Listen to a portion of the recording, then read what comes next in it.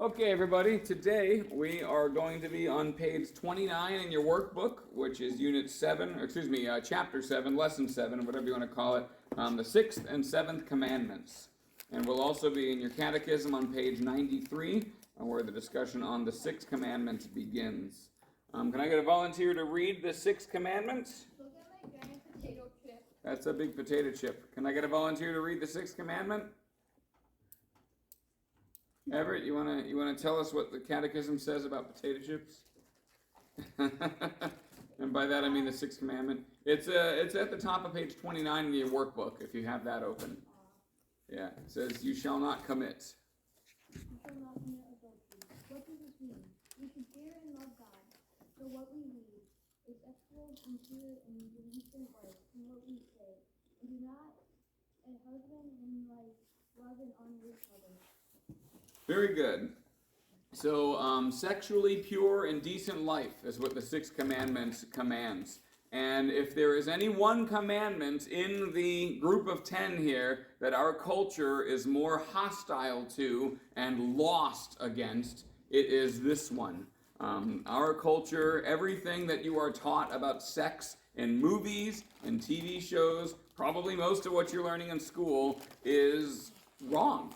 Is absolutely contrary to God's plan for men and women. Our American culture drops the ball incredibly profoundly when it comes to sexuality, and sadly they are aiming these terrible messages at younger and younger audiences. So that I'm confident that every one of you has seen in some show or movie or discussion or something all kinds of aberrant sexual behavior. Not that you've been saying any of you have been looking at pornography, which if you don't know what that is, you're going to learn it today because that's also in violation of God's 6th commandment and in broader scope in violation of God's plan for marriage. You know what, I'm not going to define adultery right away. First, I want to kind of review. We've been going over the 10 commandments, and one thing that I like to emphasize in talking about the 10 commandments is that they are not just rules. They're not just something that God wants you to do because God wants you to do it. No, the 10 commandments are like an instruction manual for life. They tell us how to live so that we can get the most out of life. To use a phrase that Jesus himself uses, to have life in abundance. So yes, to break the 10 commandments is a sin, and that's bad. But to follow the 10 commandments is not just like the opposite of sin. It's actually the blueprints to prosper in life. And the way the 10 commandments are divided, of course, you've seen me do commandments 1, 2, and 3 are God stuff. And then 4 through 10 is neighbor stuff. But I also want to add that these 10 commandments are designed to protect things. Actually, I'm going to go ahead and put the commandments in order this way, because I'm not really emphasizing here the God versus man thing. So, just as a review, who remembers what the first commandment is? Just call it out. What's the first commandment? Not all at once now. Okay, the first commandment is you shall have no other gods. Remember that? That's the most important one. Yep. And then the second commandment, anybody? Yeah, you guys bombed your memory work, so I guess I shouldn't be surprised. But this is important. See, don't take God's name. That's the capital G, God. Don't take God's name in vain. So remember we talked about how you shouldn't say things like, oh my God, or, say God, whatever, when you stub your toe or something stupid like that. But rather use God's name as something to call upon in prayer and in thanksgiving. Third commandment. You're 0 for 2 so far. Come on, you guys. Remember the Sabbath day. Remember the Sabbath day by keeping it holy. In short, go to church. Now, the fourth commandment is the first one about loving your neighbor rather than loving God. Ivy, do you remember the fourth? No? You can say no. It's okay. I just saw your hand go up. Did you have a question? No. Okay. All right. No worries. Fourth commandment. Anybody? Yeah, this is like literally your memory assignment for today. Didn't like one of you get it? Yeah, Ivy? Honor your father and your mother. Very good. I've got a point for this, I promise you. We're not just reviewing up here. What's up, Kurzmans? Grab yourselves a snack, a drink. We are not doing snacks or drinks again until I offer a break in class. I'm tired of all the traffic to the bathroom and stuff. So maybe grab 2 bags of chips if you want. That's fine. There's a lot there. But yeah, don't plan to revisit the snack bar until we have a break later on in class. Honor your father and mother. 5th commandment. Yeah? You shall not murder. Shall not murder. Very good. And I'm just going to write murder here. I'm going to assume that you guys are smart enough to know that this is actually don't murder, right? And then the 6th commandment is the one we're discussing now, and that is adultery. Now, every single one of these commandments is designed to protect us against sin, because sin is a violation of God's will and God's design, and it is destructive. And God does not want you to be destroyed, and so He protects various good things in His creation with His 10 commandments. So these first ones are kind of hard because they're about God, and God certainly isn't in danger.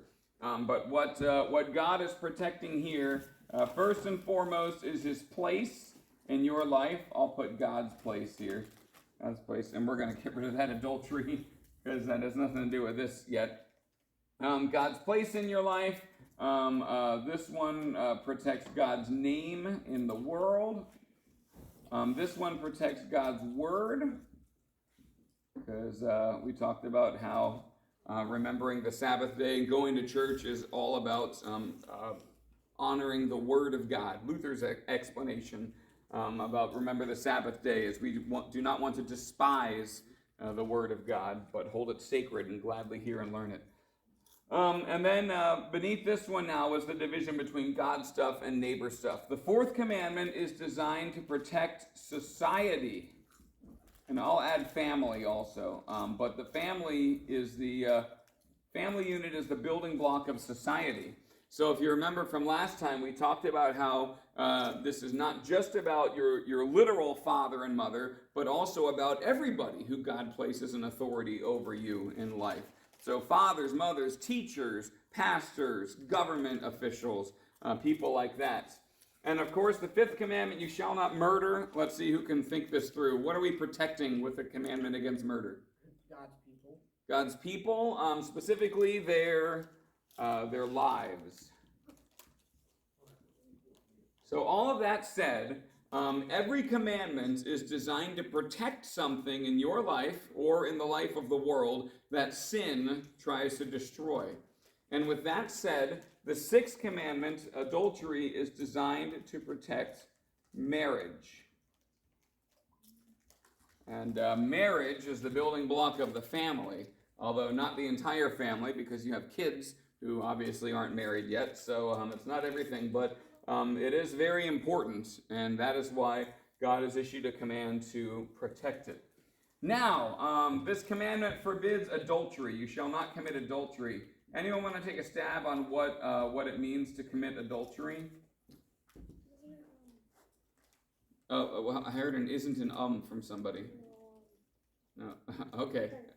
Andy? Well, isn't it like when you are cheating on your wife or anyone you're in a relationship with? Yeah, when you're cheating on your wife or your husband, if you're a woman, and to cheat on them, in this case, means to engage in sexual activity with somebody to whom you're not married. And that is actually the definition of adultery we're going to use, to engage in sexual activity. And I'm being very broad for a reason. With someone to whom you are not married.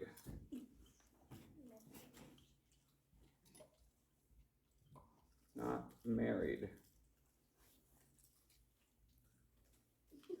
So obviously marriage is a covenant made between a man and a woman to remain faithful to each other for the rest of their lives. We'll talk a little bit more about what marriage is, but that's, I'm just trying to define the words that I just wrote to define this word.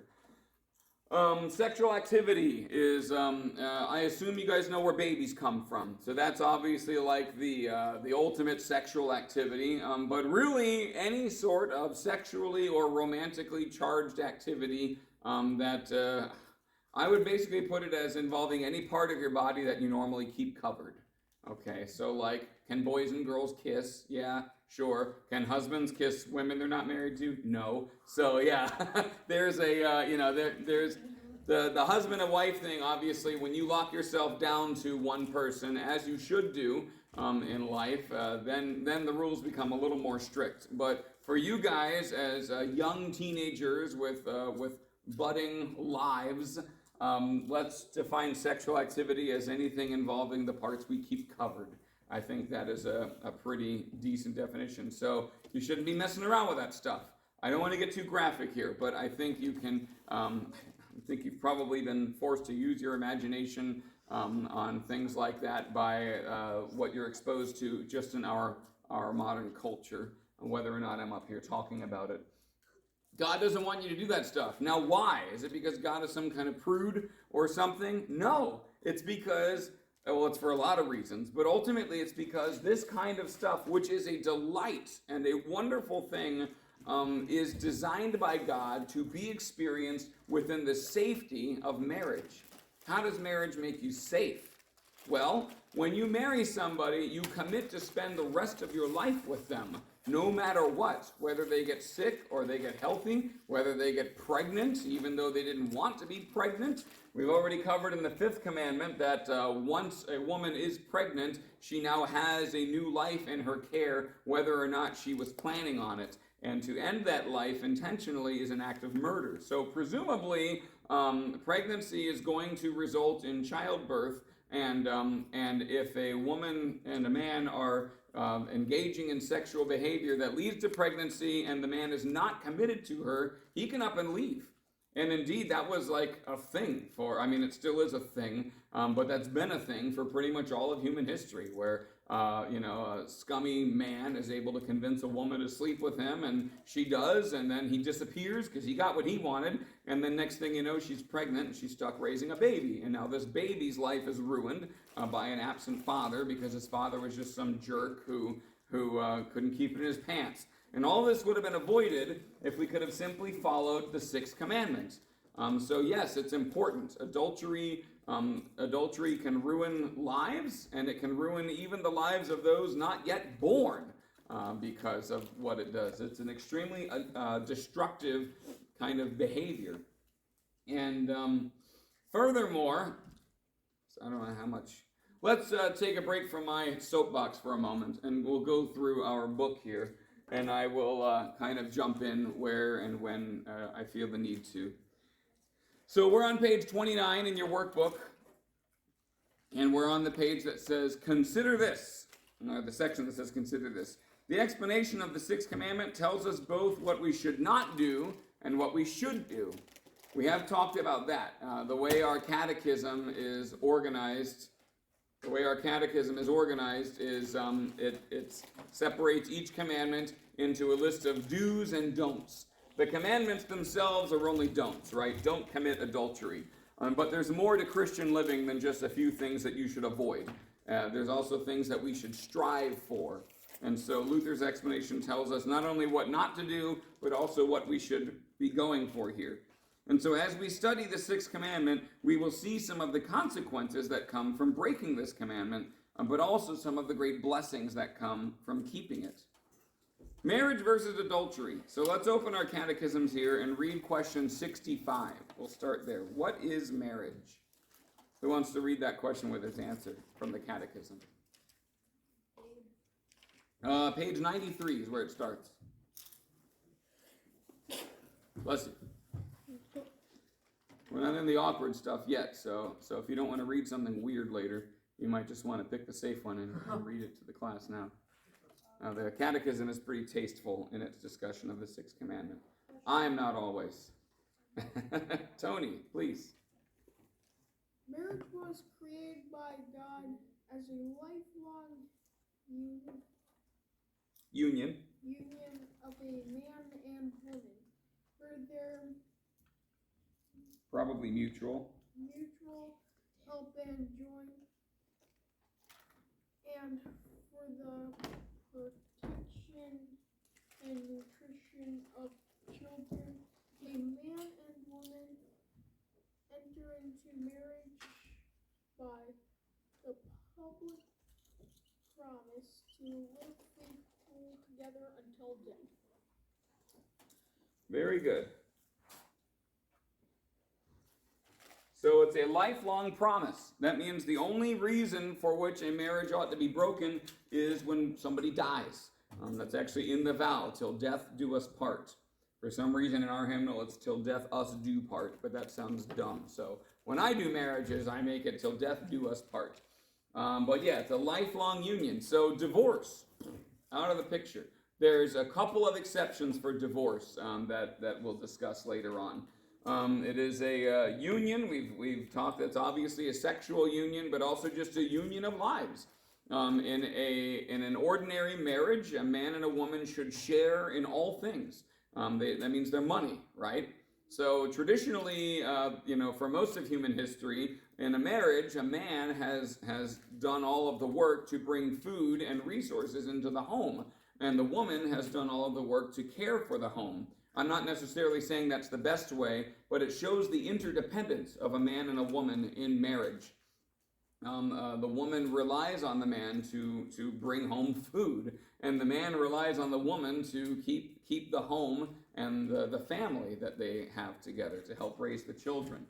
Nowadays, in our more modern society, women are able to work outside the home, and men sometimes remain home to help with the children. And that's not necessarily wrong, but it does create a generation of people who maybe don't understand what it is to be mutually dependent on each other in a healthy way in a marriage. And so I kind of like to point that out, that the man and a woman rely on each other, and you can't be a team like that unless you are committed. And so that union there means that you are committed to one another. You will not break that union. You have made a solemn public promise before God, before your spouse, and before all of your friends who come to the wedding. That's one of the reasons why weddings are such a big public affair, because the vow that you make is not just to your spouse, it's to everybody in your social circles. And of course, now we have to talk about how it is for a man and a woman. Our government has legalized what they call a marriage between people of the same sex, but that is not marriage. That's not marriage by God's plan, and that's not the way people ought to be. Now, we'll talk about homosexual attraction a little bit later today, but God's plan for marriage and for sexual activity, which is only within marriage, is meant to be between men and women. It's an extremely obvious biological reality.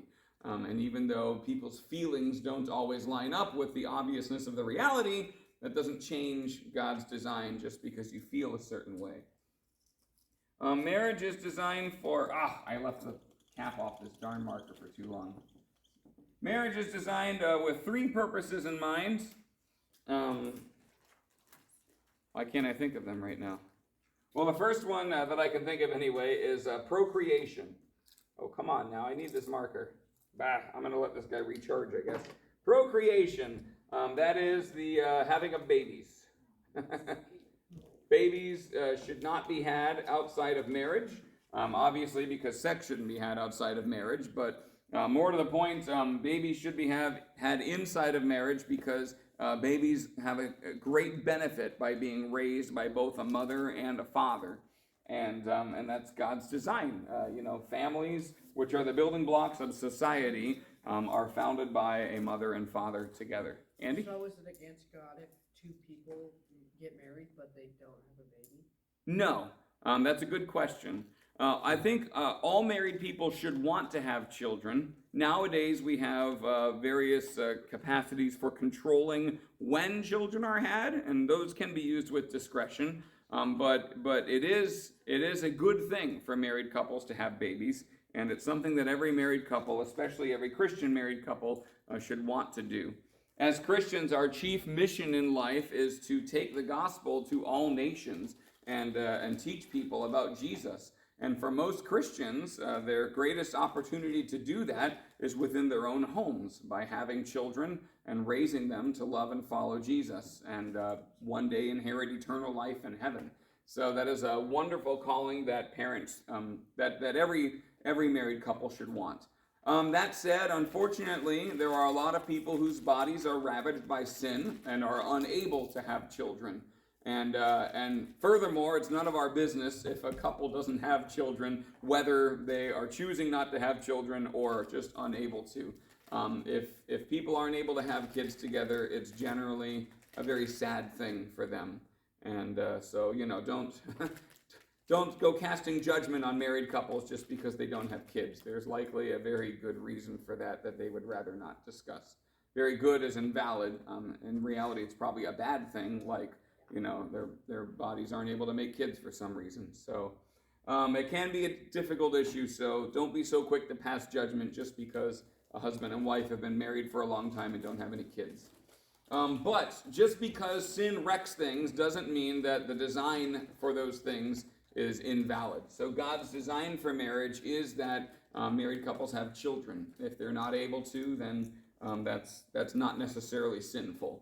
We're crossing in a territory where we don't just want to label things as sin because they don't match up with God's design, but we do want to recognize what God's design actually is. So, yeah, a little maturity goes a long way there. Partnership, that's the one I was missing. Partnership. When God created the world, he had this pattern of speaking. God would say, let there be light, and then God saw the light was good. God said, let there be land and plants growing in the land, and God saw that it was good. God said, let there be animals and birds and fish and people, and God saw that it was good. The very first not good thing in all of history was that man was alone. God said, it is not good that the man should be alone. I will make a helper suitable for him. And the helper that he made for the man was the woman, Eve, the pinnacle of God's creation.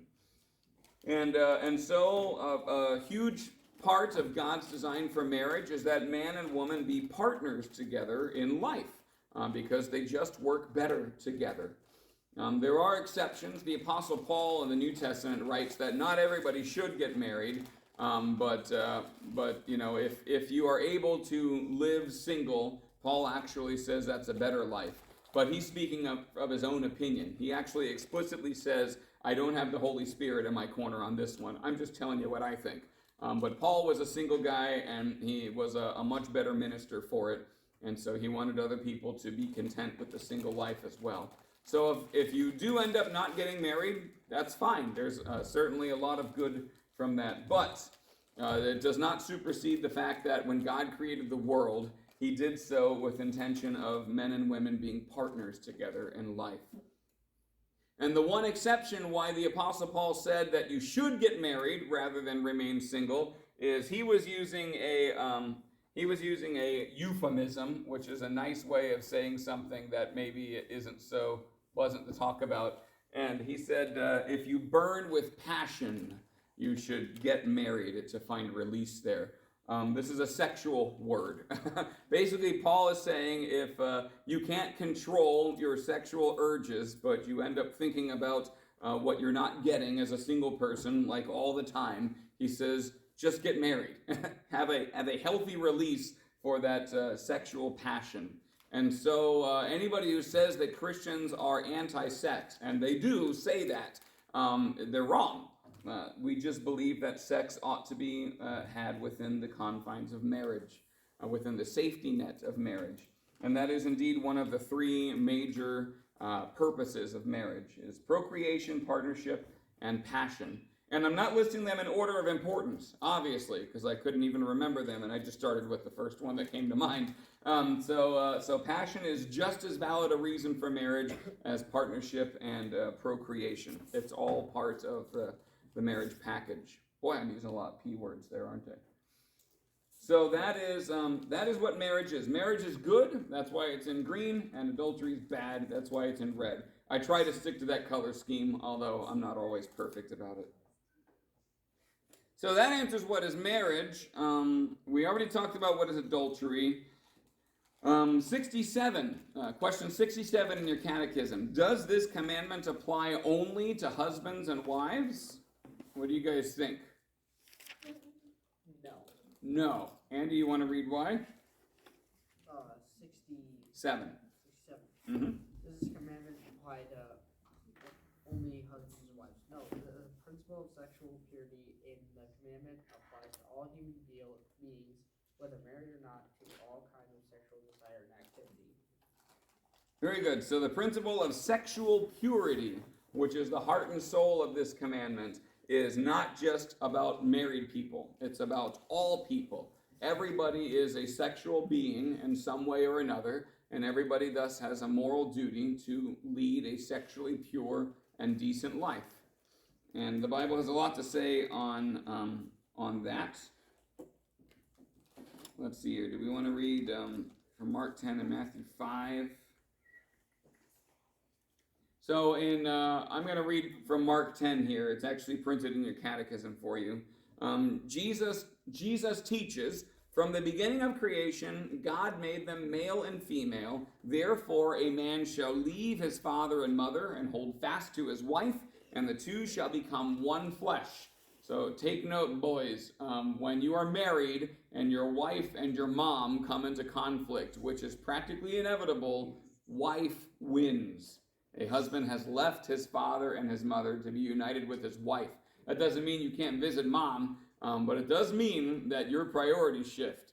And most men have a pattern of saying yes, mom, to whatever their mother says. But when the wife enters the picture, and she is the wife and not just the girlfriend, then sorry, mom, I gotta do what the wife says. And the same true with the father, but for some reason it's mostly the husband and the mom that tend to, the husband and his mom that tend to have trouble. Jesus continues, so they are no longer two, but one flesh. What therefore God has joined together, let not man separate. The Roman Catholic Church believes that marriage is a sacrament. We don't, but that's only because we have different definitions of a sacrament. In our understanding of the word, a sacrament must offer forgiveness of sins.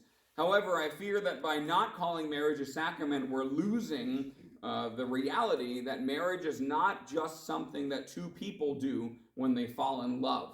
Marriage is something that God does. This union of man and woman is made by God, and that's why Jesus says, what God has joined together, let not man separate.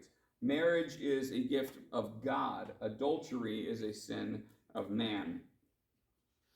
So let's look on page 29 there. We have a list of attributes that are either of marriage or of adultery. And just to see if you guys are paying attention here, let's try to figure out which one goes in which category there. Are we all on page 29? Yeah, I'm on 27. There we go. You're going to want to be on page 29 here. Okay. Let's see if my black marker works now. It's charged up. So we have created by God, and then we're going to... I'll need a new black marker for the next class. So we're going to have marriage over there and adultery over here. Did I spell that right? Adultery? Adultery. Very good, yeah. I do not know if the word adultery has any relation to the word adult. I can't imagine it doesn't, but usually when we use the word adult, we are just talking about somebody who's old. Although now that I say it out loud, when they talk about things that are made only for adults, they usually have something to do with sexuality, sadly. So, let's see here. I'm not going to draw this on the board. Okay, look in your book. You're going to draw this on your book, so grab a pen or a pencil if you don't have one. And we're just going to go down this list here. So the first item on the list is created by God. Would you call that marriage or adultery? Let's say it out loud. We're looking at the list at the bottom of page 29 in your workbook there. We're trying to draw a line or an arrow or what have you from each of those items in the middle of the page to one side, either the marriage side on the left or the adultery side on the right. So created by God, marriage or adultery? Marriage. Hey, that's an easy one. Good job. Engages in sexual intercourse outside of marriage. That's adultery. That's basically the definition of adultery, yeah. Lifelong union of a man and a woman. Marriage. Unfaithfulness of a spouse. Adultery. That word unfaithful is the same word as cheating. Earlier, one of you said that adultery is cheating on your husband or wife, so the technical word for that is unfaithfulness. If a wife is unfaithful to her husband or vice versa, it means that she or he is cheating on the other. Man and woman joined for mutual help and joy. Marriage, yep. Mutual means that it benefits both of them, if you're not familiar with that particular word. So marriage is good for the man, and it is good for the woman. It is mutual. There are cases where a more dysfunctional marriage ends up being harmful to one or the other because of sin, but that's not by God's design. Looks at a man or woman with lustful intent. That's adultery. Do we know what lust means? That's a word we need to define. Oh, I don't know. Never heard the word, yeah. So, lust. How do I define lust? Yeah. I think the best way to define it would be, let me see here. Sinful. I'm kicking the, darn it, this thing's still there. All right, all red here, really bad one. Sinful sexual desire.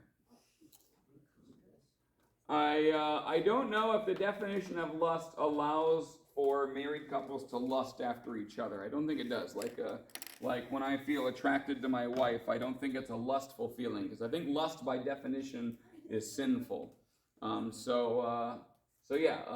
is a sinful sexual desire. So looks at a man or a woman with lustful intent. What's that? So it's bad? It's bad, yes. Yeah, so that's adultery. Very good. Back on task here. Public promise to live faithfully together until death. Marriage or adultery? Marriage, yes. So if you are married and your spouse dies, you are free to remarry. You probably shouldn't do it like the next day. There's probably a certain appropriate amount of grieving that you should go through to get your mind in the right place to be ready to commit to another lifetime with another person. But as far as God's law is concerned, once your spouse has died, you are free to marry another.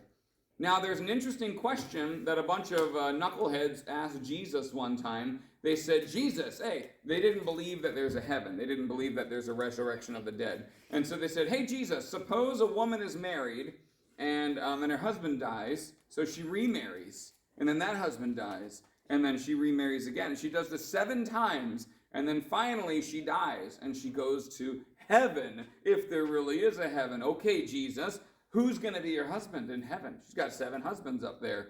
They were all legally, lawfully done on earth, but now in the supposed heaven of yours, is she going to have 7 husbands? And Jesus said, there is no marriage in heaven. And they were like, oh, shoot, I didn't think about that one.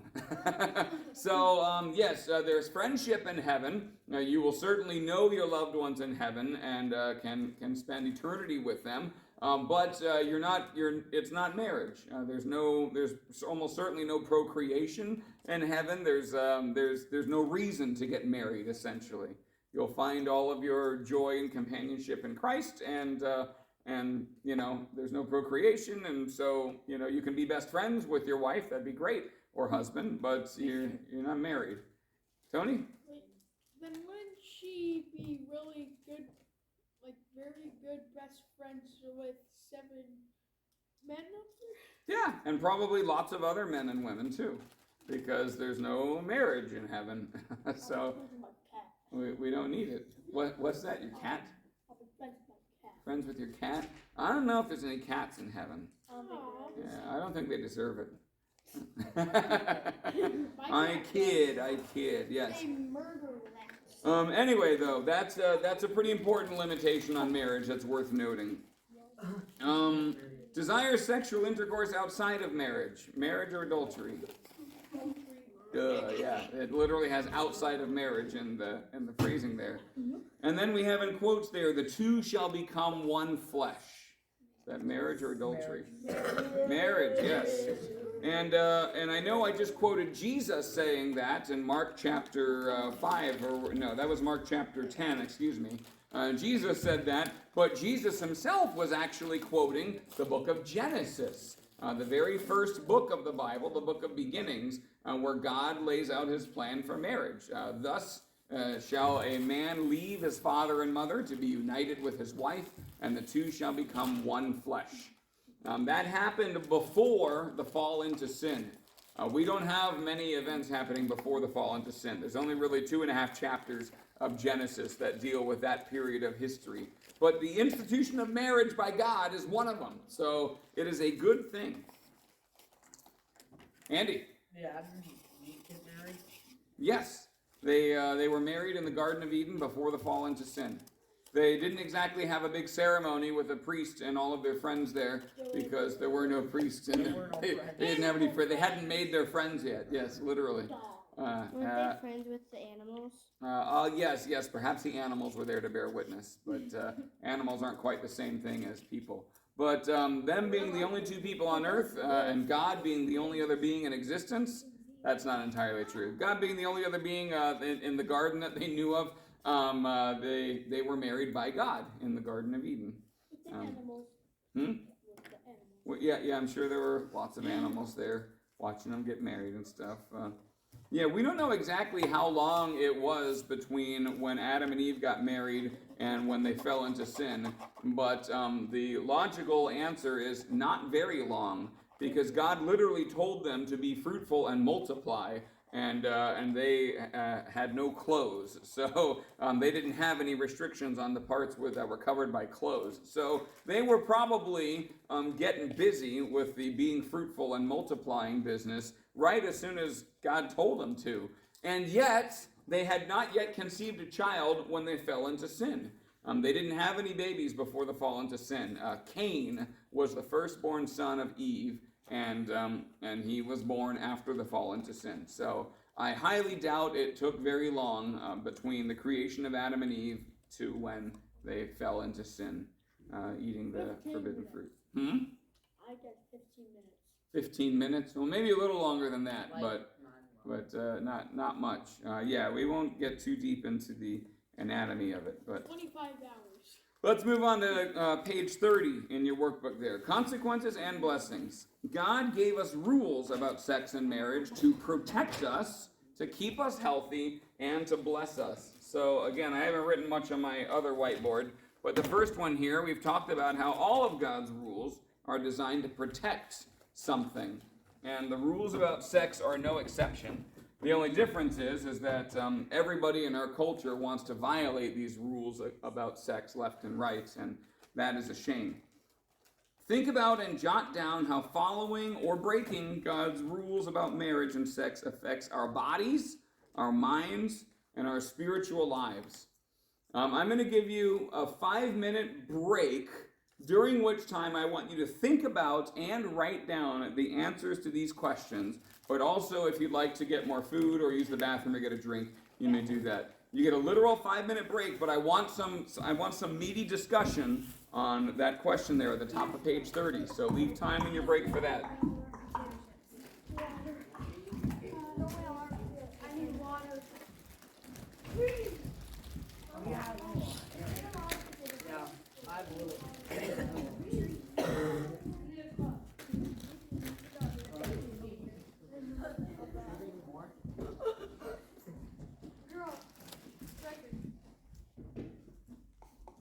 I did it wrong.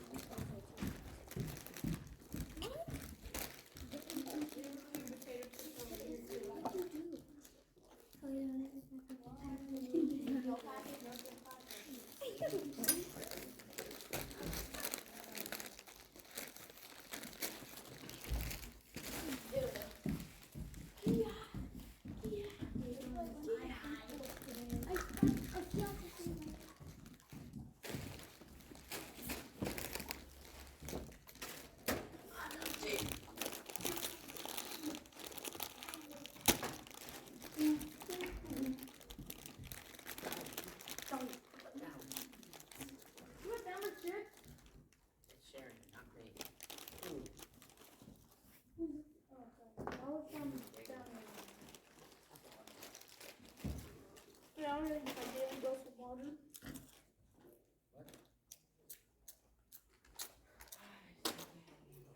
Yes.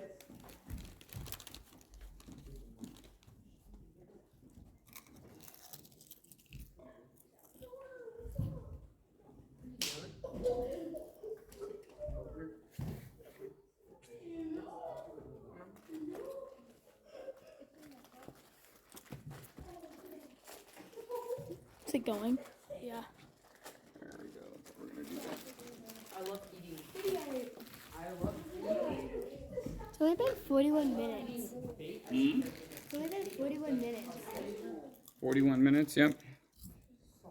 Well, the video started after the memory quiz, so like we did have 5 or 10 minutes of class time before the video started.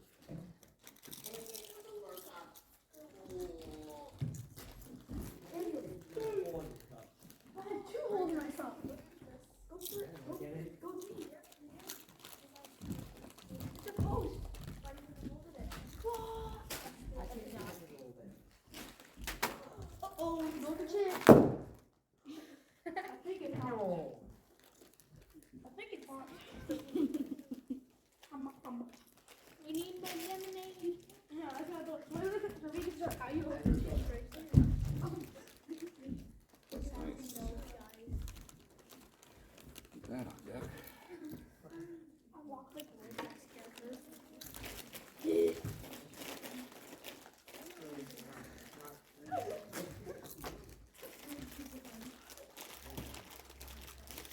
These are impossible ones.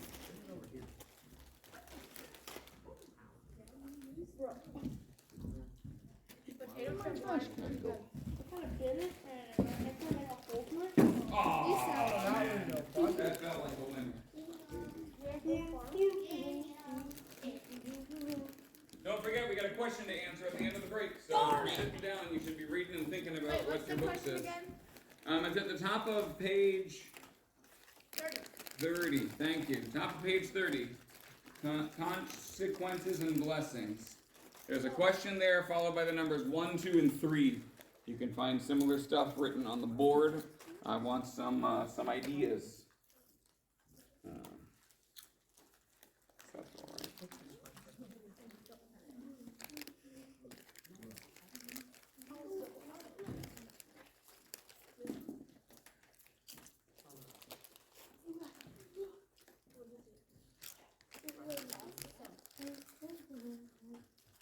one. Well, let's use number 76. It was. Stop.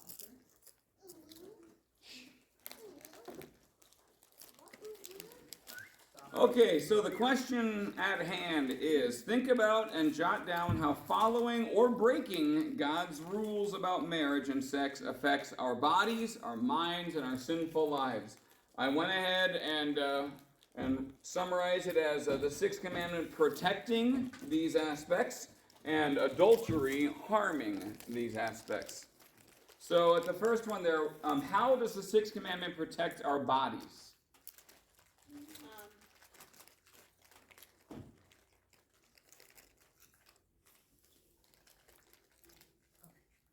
I'll answer a hand once I actually see a hand up. Protect their bodies? Yeah, how? How does the sixth commandment protect our bodies? Yeah, go ahead.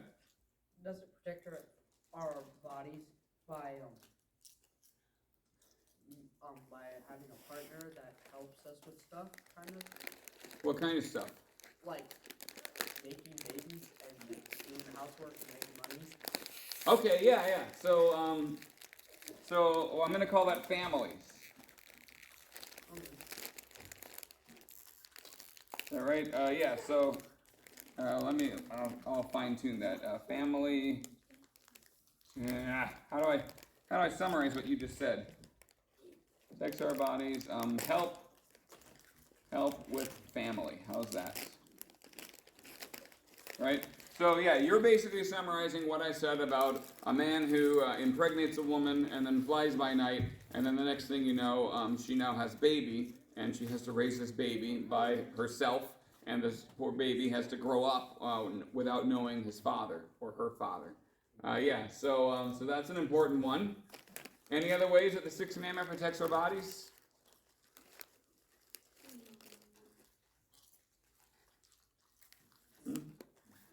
Does anybody know to what extent pregnancy affects the body of a woman? It makes them sick and it makes them have like a big belly, so it's hard for them to move around. Makes them bigger, makes them sick, makes them vulnerable. There are a lot of things. I believe, and this is a really sad statistic, but I have read that the number one most at-risk category of human being is pregnant women at risk of domestic abuse. If you are a pregnant woman, you are more likely to be a victim of violence in your home than any other kind of person. Pregnant women are extremely vulnerable, and so I'm going to put help. I'm just going to put pregnancy.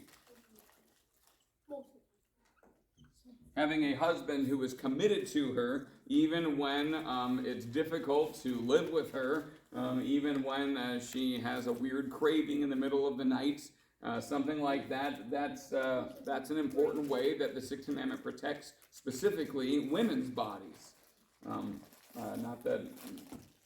Women's bodies. Women play a unique role in childbirth. That's all there is to it.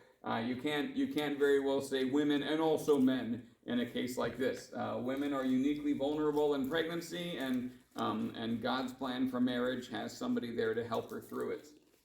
One other thing that we haven't talked about at all in this class, but is worth mentioning, does anybody know what an STD is? Oh. It's an abbreviation. Yeah, Andy?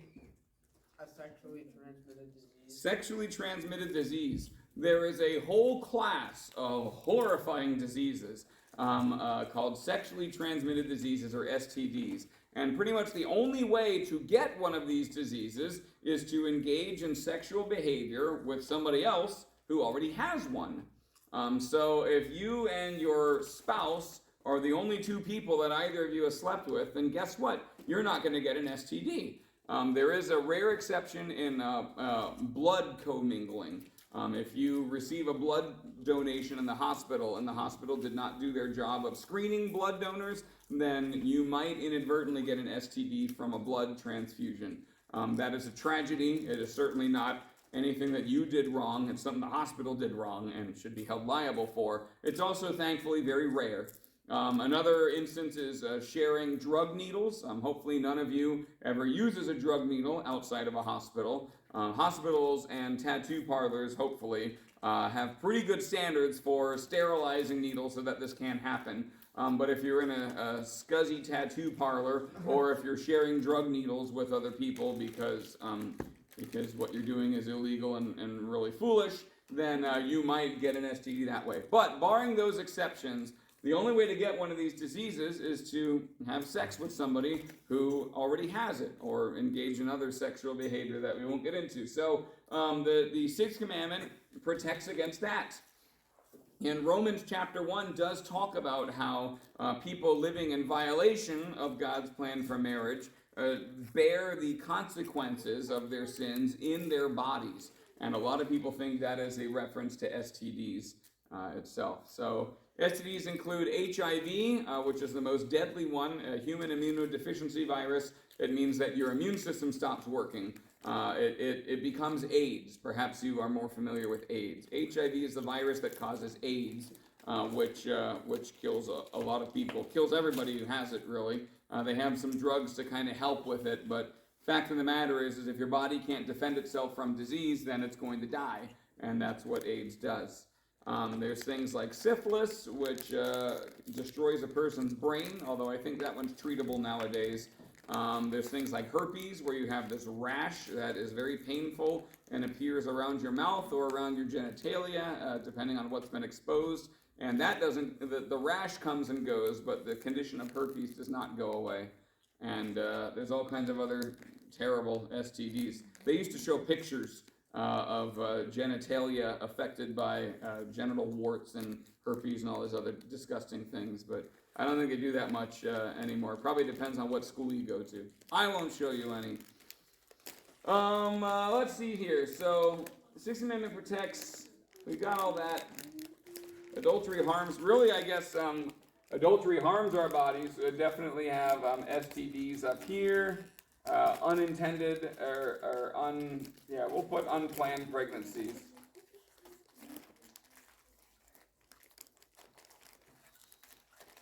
There are things called birth control that you heard of. Birth control includes abortion, which is always bad. But there is one type of birth control called conception prevention, or just contraception for short, where by some way the sperm and the egg are prevented from ever even coming together. And that at least is ethical on the grounds that you're not intentionally murdering a human being, you're just preventing conception from taking place. But there is no such thing as contraception that works all of the time. There is always a risk of pregnancy when you engage in sexual intercourse, even if she is on the pill or he uses a condom or whatever other methods of contraception are used. There's always there's always a chance.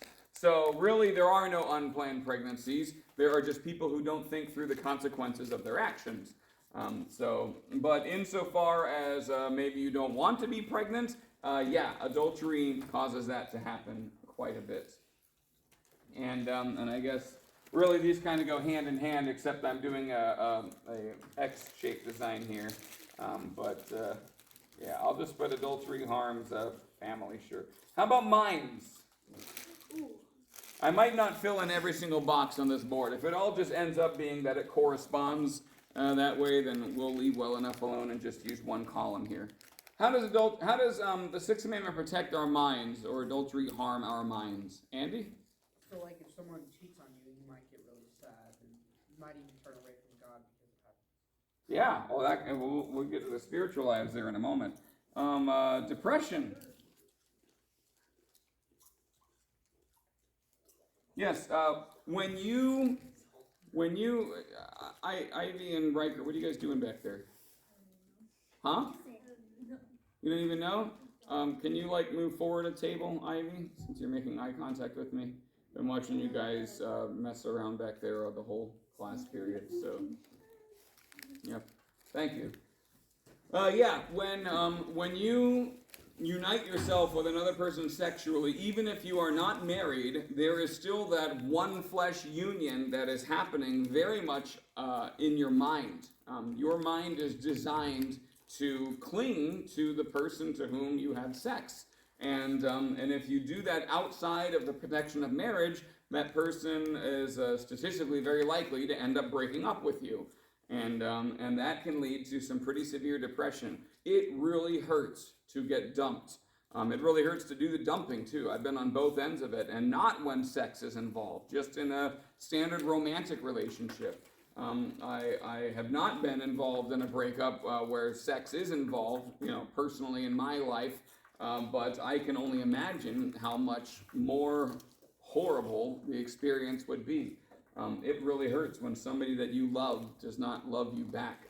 And when you consummate that love in the act of sex, the act of marriage, and then get broken up with, either because you're not married or because your spouse leaves you, then that's extremely depressing. And it's all avoided if we just follow the Sixth Commandment. This is a good time to bring up, since I'm already talking about how God designed sex to unite us, not only physically, but also mentally with another person. Shoot, I lost my train of thought now. Oh well, sorry, it's been a long day. Nope, it's gone again. Oh well, let's keep going. How else does Sixth Commandment protect our minds, or adultery harm our minds? Can't think of anything? All right, our spiritual life. Let's go on there. So Andy already mentioned something along the lines of being led away from God, right? Yeah. So certainly it takes two to tango, but generally a good Christian person will have to be convinced to fall into sexual sin by their partner, who obviously doesn't have the same Christian convictions. And so, yes, if you have a partner who who leads you to sexual sin. They're leading you away from God. And if you continue with that partner, it's only going to hurt you spiritually. I see, is my podium in the way there? Another big one that people don't think about, you hardly ever hear this word used in our culture, but that word is guilt. You know that you have done something wrong, and you know that you have united your body as one flesh with another person, and you will never be able to ununite yourself. Even if the bond is broken, there are still scars that remain, emotional, spiritual scars. Thanks be to God that there is forgiveness, no matter what kind of guilt you have brought upon yourself through adultery. But even in the midst of forgiveness, it's still, you have to live with what you've done. And that is a guilt that is hard to make go away. I remember what I wanted to talk about with our minds now. One thing that we haven't addressed that we need to address is living together when you are not married. Obviously, if you shouldn't be having sex before you're married, you definitely shouldn't be living together before you're married. But I find that this practice is very much tolerated in the church, and that is a sad thing. It is expected outside of the church that before a man and a woman get married, they should first live together. After all, you don't buy a pair of shoes without trying them on in the store first, right? And that's the logic anyway. You try before you buy. You have to live together to see if this person is someone you could really commit your life to. That is garbage. Trying before you buy is what dating is what courtship is. You are seeing if you are compatible in ways that really matter, and the things that you believe and the things that you want out of life. When you are dating somebody, you should be talking about your plans for the future and big things like that.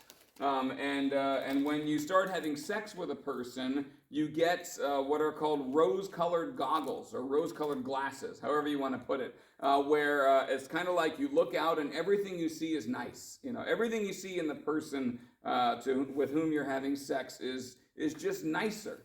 And that's by design, because husbands and wives, sometimes they need to see the good in each other, even when sometimes the bad stuff seems to just be always getting in the way. And sex between a husband and a wife really helps them to remain connected, not only physically, but also emotionally, mentally. But when you're doing this with somebody to whom you're not married, what it does is it clouds your judgment. You can't see all of the stuff that's wrong with that person because you are having sex with them, and everything just is rosy and happy and nice. And you don't see that stuff until you've been married for a few years. And suddenly you realize, gosh, this person is a scumbag. Why didn't I realize this? Why didn't I see this? And then you end up getting a divorce, because getting a divorce in America is ludicrously easy, which is a sad thing. It should be hard to get a divorce, because the harder it is to get divorced, the more seriously you have to be committed to the marriage. Sex outside of marriage leads to these rose-colored glasses, which leads to people getting married who, if they were in their right mind, they would never make that kind of commitment to one another. But because they're not, because they're doing this thing, it's clouding their judgment. So I'm actually going to put that there. I'm just going to put judgment. It's a very good thing to see the wonder and beauty in your spouse over and above the ugly things. It's a very bad thing to be unable to see the ugly things in somebody that you're considering spending the rest of your life with. Do you see the difference there? Sex does both of those things. It is good in marriage, and it is bad outside of marriage. And getting back to living together before you're married, which obviously, if a couple is living together outside of marriage, they're having sex. There's just nobody's roommates with their boyfriend or girlfriend. That's stupid. And so that then gets into the whole idea of a public sin, which we're going to deal with much later in this class, about how if you are engaging in public sin and are not repenting of that sin, then you need to be kicked out of the church, because what you're doing is setting an example for other people who look at that and say, wow, I guess God really doesn't care about adultery, because those people are doing it, obviously, and nothing bad is happening to them.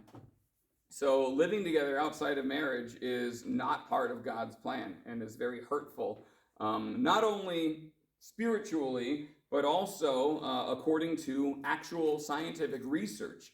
People who live together before marriage are 80% more likely to either break up before they're married or to get divorced sometime before one of them dies, when the marriage is broken up naturally. And the philosophy of try before you buy breaks down here, because what you're really doing, if dating is trying on a pair of shoes to see if they fit before you buy them, then living together before marriage is putting on the shoes, walking out of the store with them, and actually living your life while wearing them for, weeks, months, years. And then when you decide you don't really want them, you try to give them back to the store. Is the store going to take your shoes? That you just wore, their shoes supposedly that you just wore around? No, you've destroyed them. You have changed them permanently and lessened their value. You've cheapened them, and that is what living together before marriage is doing. It is creating these awful patterns of thought and behavior where you're acting like you're married, but yet either of you could break up whenever you want. You just leave. Oh, we've been living together for 3 years, but I don't really like you, so bye. And there's no legal protection. There's no divorce proceeding. It's just a breakup. Except you've dedicated 3 years of your life to this person, and you don't have a house anymore now, unless you are able to work that out amicably, which no guarantees there. I worked with a couple years ago where they had very noble reasons for moving in together. She was not making enough money, and she could no longer afford rent on her apartment. And they were dating, and he was like, well, why don't you just move in with me? Then you can have a roof over your head. And, it sounded so noble. Except what does that do? Now she's dependent on him, but he's not dependent on her. That mutual... I never wrote down the word mutual. That idea of mutual relationship that we talked about earlier, marriage is good for the husband and for the wife. Well, this arrangement was good for the man because he could sleep with his girl whenever he wanted. But the woman now was completely dependent on him. And if he didn't like her, he could just break it off and she'd be homeless. And so rather, what he should have done was, if he was really ready to share his life with this woman, he should have married her. But instead, he invited her into this arrangement where he was in absolute control over the situation, and she would be extremely tempted. I'm not going to say she did this, but she would be extremely tempted to hide any part of her life that he might find unattractive, because if he found out about that, he might break up with her, and then she'd be homeless. When you tie your physical bodily well-being to another person, and they don't do the same thing back, it's not a mutual marriage of equals. It is a parasitic arrangement, and generally affects the woman in a much more negative way than the man, which is why it's usually the man's idea to live together, unless the woman is trying to get her man to commit, but he won't because he's a loser or something like that. So men, take responsibility. If you are willing to live with a woman, you should be willing to marry her. And if you're not, then you really need to rethink what you are willing to do when you live with her, aka, use her and kick her to the curb if you decide you don't like her. So don't love with one foot out the door is kind of what it's what the Sixth Commandment is trying to protect, among many other things. Now do you see why it's so hard to talk about the Sixth Commandment? Because like everything our culture tells you about sex is wrong. You should, do it to make your relationship deeper, take your relationship to the next level. Try before you buy. You should live together before you get married. There's just, it's awful. So I only get an hour and a half to tell you guys why you should do it God's way. But the culture gets every moment you spend watching TV or watching movies or hanging out with non-Christian friends to try to sell you the other way. So it's an uphill battle for me. We need to talk about divorce, and we need to talk about homosexuality, and we have 15 minutes in which to do it. So let's get on that. I think I'll erase this board. I kind of like that other one, even though half you can't see it.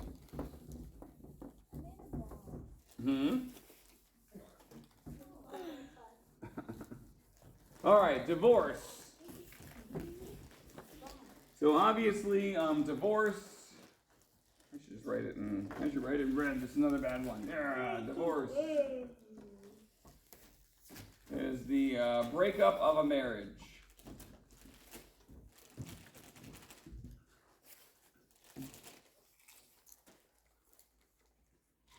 So first of all, I'm going to differentiate between bad and sinful here, and I'm going to say divorce is always bad. Divorce is always bad in the sense that something that God has joined together is being ripped apart, and that is a bad thing in the absolute sense. Sometimes divorce is permissible. That is, it's allowed. It's not sinful. It's still bad. It's tragic. Just like killing somebody in self-defense is still tragic. You're killing somebody, but you're not guilty because somebody was going to die one way or the other. So it might as well be the one who is the aggressor. But it's still bad. Or similarly, aborting a child who's inside of his mother in a way that endangers her life. That's also tragic, but is permissible because you take a life to save life kind of thing. And the two situations where divorce is allowed by Holy Scripture is in the case of unfaithfulness, aka cheating, right? So if your husband cheats on you, you have the right to divorce him. Basically, what unfaithfulness does is it violates trust. And when trust is violated, it is extremely difficult, if not impossible, to build it back. You trusted him to keep his wedding vow, and he broke that trust hardcore. If you want out after that, you can have out. And of course, the same goes for men. If she is unfaithful to you, you are allowed to divorce her. Now, God would love it. God is a God of reconciliation, right? He wants people to be friends again. He has given his life to make you his friend again. And so God would love it if a wronged spouse would choose to reconcile and forgive and rebuild after an act of unfaithfulness. But God also recognizes that we're only human. You only get one life to live, and if your spouse is unfaithful to you, then you have every right to divorce that spouse. The other reason is, I'm going to put it in short, abandonment. So this is obviously a very painful thing to have happen, but the idea, the way the Bible permits abandonment, the wording is if you have a spouse who is not Christian, which to be frank, you should never get a spouse who's not Christian. But if you and your spouse are both not Christian, and then you become a Christian, you should not divorce your spouse just because you're a Christian and they're not. But the Bible says if that person leaves you, you are free to let them go. So the Bible permits divorce in the case of abandonment. But note that the one doing the abandoning is not Christian. So I'm not going to say it's an unforgivable sin to abandon your spouse, but if you think you're still a Christian, and if you think you're a Christian and can just do this, God's word has another thing to say. That's you're abandoning your spouse. That's an extremely un-Christ-like behavior. So those are the two cases in which divorce is allowable. A lot of people get divorced because they just don't like each other. They fell out of love, other crap like that. That's baloney. You can reconcile. You can forgive. You can learn to live with one another. Certainly in Christ, Jesus is in the business of uniting people of all walks of life under himself in the church. And if you can follow Christ, who is all about that, then you can certainly find it in your heart to learn to live with somebody else who hasn't even broken their marriage vow. You just learn something about them that you don't like. You don't like how they pick their nose or leave the laundry around the house or something stupid like that. You can get over it. The only cases in which divorce biblically is permissible is in the case of unfaithfulness, cheating, or abandonment. So yeah, if somebody is married and they get abandoned or they get cheated on, they're going to feel hurt, and they might even feel a sense of guilt. But they should not feel guilt. I mean, I'm not going to tell you what you should feel, but you're not guilty in the absolute sense. You've done nothing wrong if that happens. You're just a victim in somebody else's selfish behavior. So, I suppose that's all I can say about that. Questions? I know a lot of you, well, actually, I don't know. Statistically, a lot of you have divorced parents, and I'm not going to speak judgment to their situation. But the Word of God speaks judgment and divorce for any reason other than unfaithfulness or abandonment. So, there it is. Let's see here. Regarding domestic abuse, so say a man and a woman are married and the man starts beating the woman, and this kind of thing, she didn't see it coming or whatever, and is she stuck with him? And the answer is, for her own safety, she should get out of that situation and go live with her parents or something like that. That does not count as abandonment if she has to do it for her own safety. She should, this kind of thing needs to be dealt with on a case-by-case basis. I've never had to deal with spousal abuse as a pastor myself, but I know God certainly does not demand that a woman remain shackled to a man who's going to beat her or otherwise abuse her emotionally, or there's all kinds of abuse out there. But at the same time, as in all cases, reconciliation and trying to work through these problems are the chief thing. You could argue that domestic abuse is a form of abandonment, depending on the severity of the situation. I'd be inclined to agree. Same thing with alcohol addiction. I know a woman who knew a woman whose husband was just a slave to alcohol. When he wasn't drunk, he was just fixated on, when's my next drink? When am I going to be able to drink? He couldn't work. He couldn't provide for his family. He couldn't even socialize. He couldn't even use the bathroom. She changed his diapers.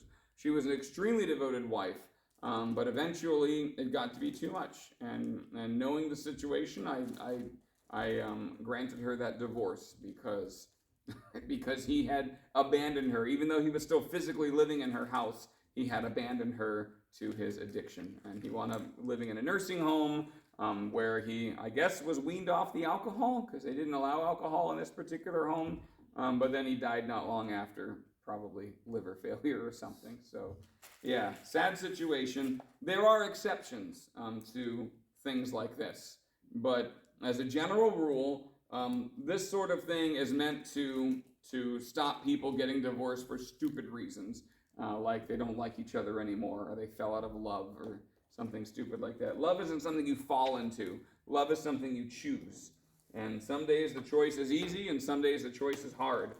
But when you marry somebody, you need to choose every day to love that person. And if you find that that's a difficult choice, then you need to work with that person to find out what it is that's making it so difficult. And certainly your pastor or another marriage counselor could help out with that.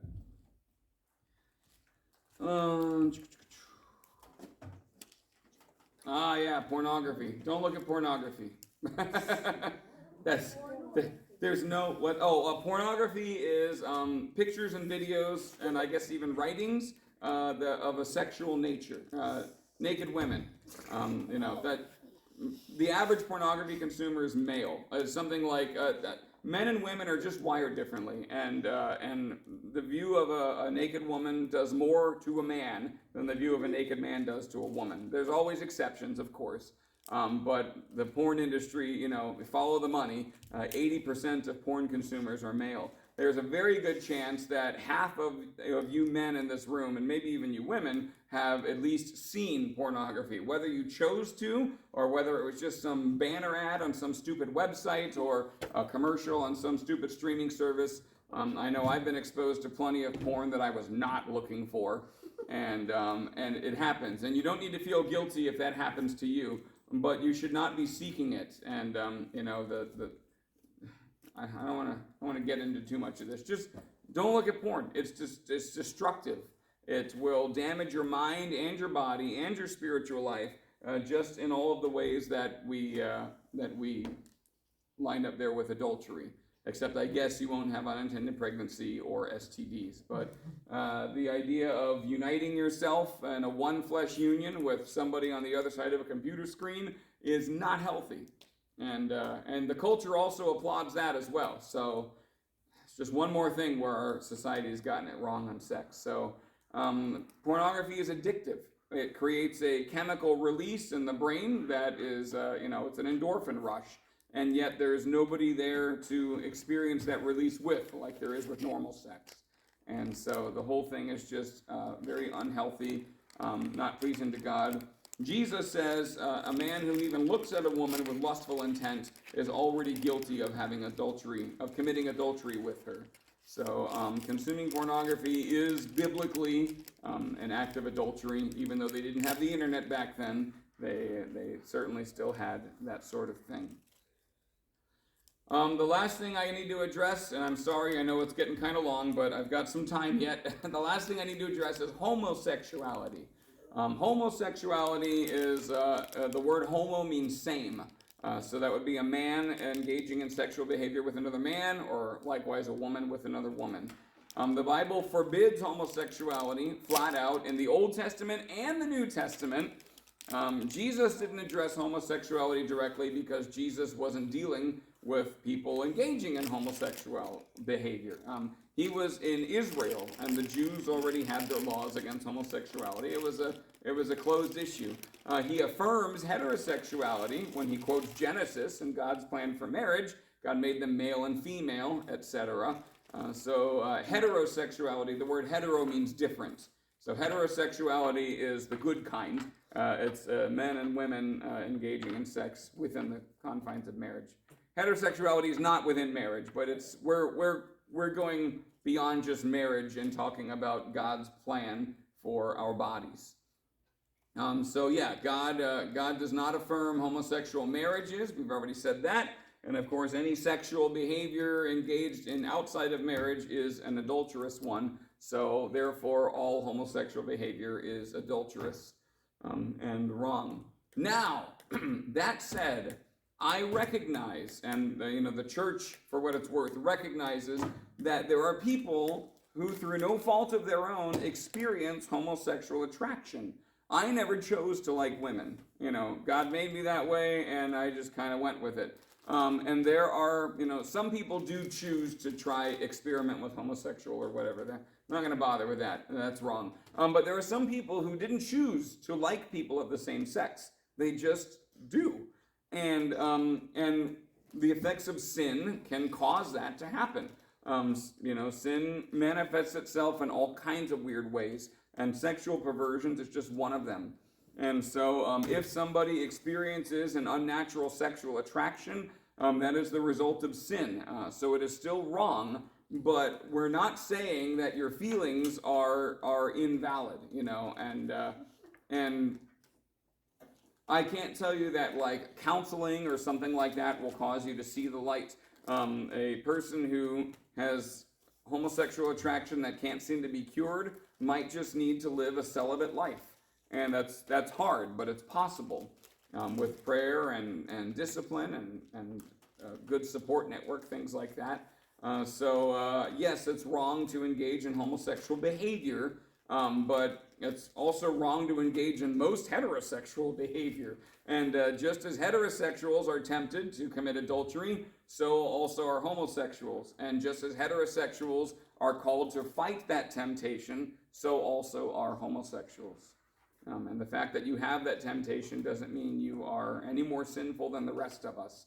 And certainly not that you're not forgivable. Jesus died to forgive that as well. Andy? So, say I have a friend who supports, gay people or is gay. Should we be friends with them, or is it, bad?